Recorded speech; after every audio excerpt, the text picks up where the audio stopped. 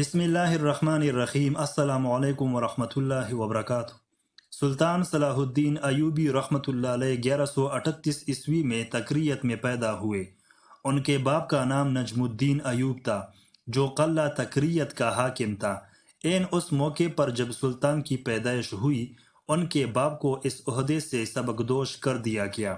سلطان کا بچپن اور جوانی کا ابتدائی دور دمشق اور بعلبک میں گزرا، جہاں ان کا باپ پہلے عماد الدین اور پھر نور الدین زنگی کے ماتحت ان علاقوں کا گورنر رہ چکا تھا۔ سلطان نے بعلبک کی دینی مدرسوں اور دمشق کے جامع مسجد میں تعلیم حاصل کی۔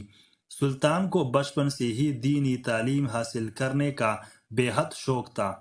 ان دنوں صلیبیوں سے مسلمانوں کی جنگیں زوروں پر تھی اور نور الدین زنگی کے کارناموں نے کامیابیوں کے جھنڈے گاڑ دیے تھے۔ سلطان صلاح الدین ایوبی رحمۃ اللہ علیہ کی مجاہدانہ زندگی کا آغاز نور الدین زنگی کے دربار سے ہی ہوا تھا۔ 25 سال کی عمر تک سلطان صلاح الدین ایوبی رحمۃ اللہ علیہ نے گمنامی مگر پاکیزہ اور بے داغ زندگی گزاری۔ نور الدین زنگی کے دربار میں سلطان صلاح الدین ایوبی رحمۃ اللہ علیہ کا چچا شیرکوہ سپہ سالار تھا۔ جب اسے مصر کی مہم پر بھیجا گیا تو اس نے اپنے بھتیجے کا جذبہ جہاد دیکھ کر اسی بھی مہم پر اپنے ساتھ لے لیا۔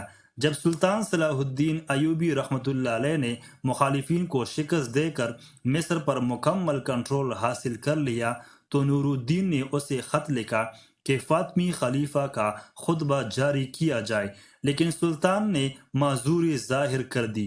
تھوڑے عرصے بعد آسند فاطمی کا انتقال ہو گیا۔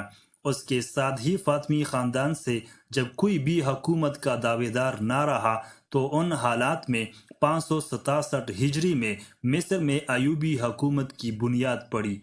ادھر نور الدین زنگی کی وفات کے بعد اس کا بیٹا جانشین بنا، مگر کم عمری کی وجہ سے امراء اور وزراء میں اقتدار کے حصول کے لیے جنگ چھڑ گئی اور اس طرح عتاب کی خاندان کی حکمرانی کا شیرازہ بکھر گیا اور آخر کار سلطان صلاح الدین ایوبی رحمۃ اللہ علیہ نے عنان حکومت سنبھالی۔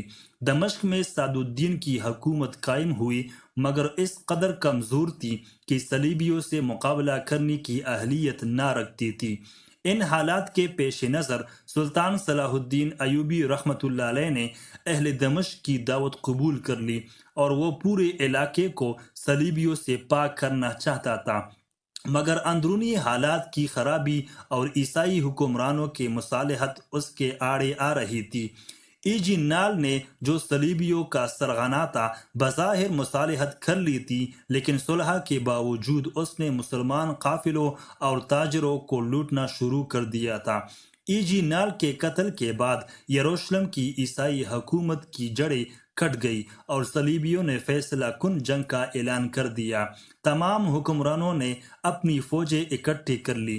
دوسری طرف صفوریا اور تبریا کے درمیان سلطان نے پہلی ہی مسلمان فوجیں متعین کر دی تھی۔ جو ہی وہ صفوریا سے تبریا کی طرف نکلے 583 ہجری میں اسلامی اور عیسائی فوجوں کے درمیان لوبیا کے مقام پر زبردست مقابلہ ہوا۔ صلیبیوں نے ہتھیار ڈال دیے اور کوہ خطین میں جا چھپے اور اس طرح پورا فلسطین شمال میں بیروت سے لے کر جنوب میں غزہ تک سلطان کے کنٹرول میں آ گیا۔ اس طرح 91 سال کے طویل عرصے کے بعد سلطان صلاح الدین ایوبی رحمۃ اللہ علیہ ایک عظیم فاتح کی ہمت سے بیت المقدس اس کے حقیقی پاسبانوں کے قبضے میں آ گیا۔ اس کے بعد متعدد بار صلیبیوں نے دوبارہ قبضہ کی کوشش کی مگر سلطان نے ہر بار اسے ناکام کر دیا اور ان کو منہ کی کھانا پڑی۔